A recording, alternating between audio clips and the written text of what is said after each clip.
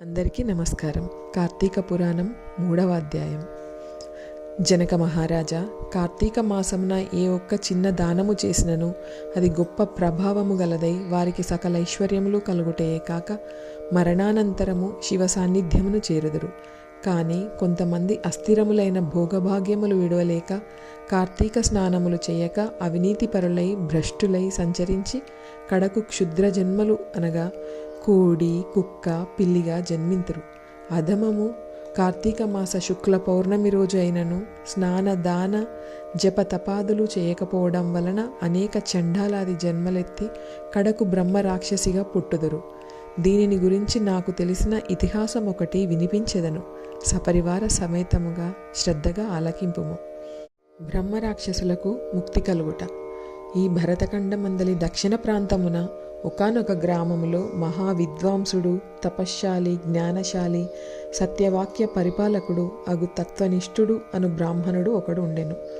ఒకనాడ బ్రాహ్మణుడు తీర్థయాత్రాసక్తుడై అఖండ గోదావరికి బయలుదేరును. ఆ తీర్థ సమీపమున ఒక మహావటవృక్షంబుపై భయంకర ముఖములతోనూ దీర్ఘ కేశములతోనూ బలిష్టంబులైన కూరలతోనూ నల్లని బాణ పుట్టలతోనూ చూచువారికి అతి భయంకర రూపములతో 3 బ్రహ్మరాక్షసులు నివసించుచు ఆ దారిన బోవు బాటసారులను బెదిరించి వారిని భక్షించుచు ఆ ప్రాంతమంతయు భయకంపితంగా చేయుచుండిరి.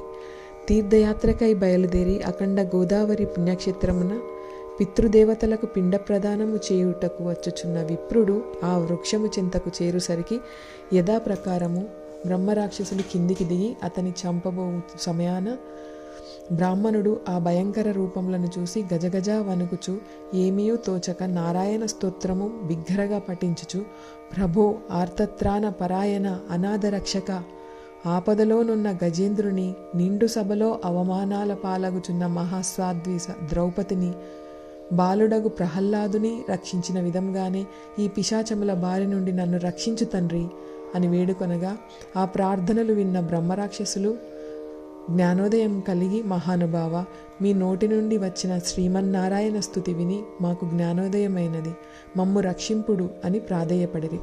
వారి మాటలకు ఆ విప్రుడు ధైర్యం తెచ్చుకొని, ఓయి మీరెవరు, ఎందులకు మీకీ రాక్షస రూపంబులు కలిగెను, మీ వృత్తాంతము తెలుపుడు అని పలకగా వారు, విప్రపుంగమ, మీరు పూజ్యులు, ధర్మాత్ములు, వ్రతనిష్ఠాపరులు. మీ దర్శన భాగ్యం వలన మాకు పూర్వజన్మమందలి కొంత జ్ఞానము కలిగినది. ఇక నుండి మీకు మా వలన ఏ ఆపద కలగదు అని అభయమిచ్చి అందుక బ్రహ్మరాక్షసుడు తన వృత్తాంతమును ఈ విధంగా చెప్పసాగెను. నాది ద్రావిడ దేశం. నేను బ్రాహ్మణుడను. నేను మహాపండితుడనని గర్వము గలవాడనై ఉంటిని. న్యాయాన్యాయ విచక్షణలు మాని పశువు వలె ప్రవర్తించితిని. బాటసారుల వద్ద, అమాయకపు గ్రామస్తుల వద్ద దౌర్జన్యంగా ధనము లాక్కొంచు, దుర్వ్యసనాలతో భార్యాపుత్రాదులను సుఖపెట్టక పండితులను అవమానపరచుచు లుబ్ధుడైన లోకకంటకుడిగాను ఉంటిని. ఇలా ఉండగా ఒకానొక పండితుడు కార్తీక మాస వ్రతమును యథావిధిగా ఆచరించి భూత తృప్తి కొరకు బ్రాహ్మణ సమారాధన చేయు తలంపుతో పదార్థ సంపాదన నిమిత్తము దగ్గరున్న నగరమునకు బయలుదేరి తిరుగు ప్రయాణంలో మా ఇంటికి అతిథిగా వచ్చెను. వచ్చిన పండితుని నేను దూషించి కొట్టి అతని వద్ద ఉన్న ధనమును వస్తువులు లాక్కొని ఇంటి నుండి గెంటి వేచితిని. అందులకు ఆ విప్రునకు కోపం వచ్చి, ఓరీ నీచుడా, అన్యాక్రాంతముగా డబ్బు కూడబెట్టినది చాలక, మంచి చెడ్డలు తెలియక, తోటి బ్రాహ్మణుడనని కూడా ఆలోచించక కొట్టి తిట్టి వస్తు సామాగ్రిని దోచుకొంటివిగాన నీవు రాక్షసుడవై నరభక్షకుడివిగా నిర్మానుష్య ప్రదేశాలలో తిరుగుదువుగాక అని శపించుటచే నాకు ఈ రాక్షస రూపము కలిగినది. బ్రహ్మాస్త్రమునైనా తప్పించుకోవచ్చును గాని బ్రాహ్మణ శాపమును తప్పించలేము కదా. కాన నా అపరాధమును క్షమింపుమని వారిని ప్రార్థించి తిని. అందులకు అతడు దయతలచి, ఓయి గోదావరి క్షేత్రమందొక వటవృక్షము కలదు. నీవందు నివసించుచు ఏ బ్రాహ్మణుడు కార్తీక వ్రతమాచరించి పుణ్యఫలమును సంపాదించియుండునో ఆ బ్రాహ్మణుని వలన పునర్జన్మనందుదువుగాక అని వెడలిపోయెను. ఆనాటి నుండి నేను రాక్షస రూపమున నరభక్షణము చేయుచుంటిని. కావున ఓ విప్రోత్తమ, నన్ను నా కుటుంబమును అందరినీ రక్షింపుడని మొదటి రాక్షసుడు తన వృత్తాంతమును చెప్పసాగెను. ఇక రెండవ రాక్షసుడు, ఓ ద్విజోత్తమ, నేను కూడా పూర్వజన్మలో బ్రాహ్మణుడనే. నేను నీచుల సహవాసము చేసి తల్లిదండ్రులను బాధించి వారికి తిండి పెట్టక మార్చి అన్నమో రామచంద్ర అనేలాగా చేసి వారి ఎదుటనే నా భార్యాబిడ్డలతో పంచభక్ష పరమాన్నములతో భుజించుచుండేవాడను. నేను ఎట్టి దాన ధర్మములు చేసి ఎరుగను. నా బంధువులను కూడా హింసించి వారి ధనమును కూడా అపహరించి రాక్షసుని వలె ప్రవర్తించితిని. కావున నాకీ రాక్షసత్వము కలిగెను.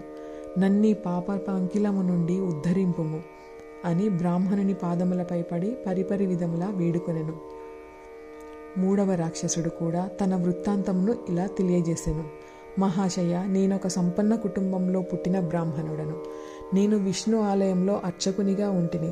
స్నానమైనను చేయక కట్టుబట్టలతో దేవాలయంలో తిరుగుచుండేవాడను. భగవంతునికి ధూపదీప నైవేద్యములైనను సమర్పించక భక్తులు కొని తెచ్చిన సంభారములను నా వంపుడుగత్తెకు అందజేయుచు మధ్య మాంసము సేవించుచు పాప కార్యములు చేసినందున నా మరణానంతరము ఈ రూపమును ధరించితిని. కావున నన్ను కూడా పాప విముక్తిని కావింపుమని ప్రార్థించెను. మహారాజా, తపోనిష్ఠుడగు ఆ విప్రుడు పిశాచముల దీనాలాపమును ఆలకించి, ఓ బ్రహ్మరాక్షసులారా, భయపడకండి. మీరు పూర్వజన్మలో చేసిన ఘోర కృత్యముల వల్ల మీకు ఈ రూపములు కలిగెను. నా వెంట రండు, మీకు విముక్తిని కలిగింతును అని వారిని ఓదార్చి తనతో గొనిపోయి ఆ మువ్వురి యాతనా విముక్తికై సంకల్పము చెప్పుకొని తానే స్వయంగా గోదావరిలో స్నానమాచరించి స్నాన పుణ్యఫలమునంతయు ఆ ముగ్గురు బ్రహ్మరాక్షసులకు ధారపోయగా వారి వారి రాక్షస రూపములు పోయి దివ్య రూపములు ధరించి వైకుంఠమునకేగిరి. కార్తీక మాసములో గోదావరి స్నానమాచరించినచో హరిహరాదులు సంతృప్తి నుండి వారికి సకల ఐశ్వర్యములు ప్రసాదింతురు. అందువలన ఎంత ప్రయత్నించినా సరే కార్తీక స్నానాలను ఆచరించాలి. ఇట్లు స్కాంద పురాణాంతర్గత వశిష్ఠ ప్రోక్త కార్తీక మహత్యమందలి 3వ రోజు అధ్యాయము 3వ రోజు పారాయణము సమాప్తం. మా ఛానల్లో చెప్పిన విషయాలు కనుక మీకు నచ్చినట్లయితే ఇలాంటి మరిన్ని మంచి మంచి వీడియోల కోసం తప్పకుండా మా ఛానల్ని లైక్ చేయండి, షేర్ చేయండి, సబ్స్క్రైబ్ చేయండి. మీకు కావాల్సిన మరిన్ని వీడియోల కోసం ఎలాంటి వీడియోలు కావాలో తప్పకుండా కామెంట్లో తెలియజేయండి. మీ సపోర్టు ఎల్లవేళలా మాకు ఇలాగే ఉండాలని కోరుకుంటూ మమ్మల్ని ఇంతలా ఆదరిస్తున్న అందరికీ మా ప్రత్యేక ధన్యవాదములు.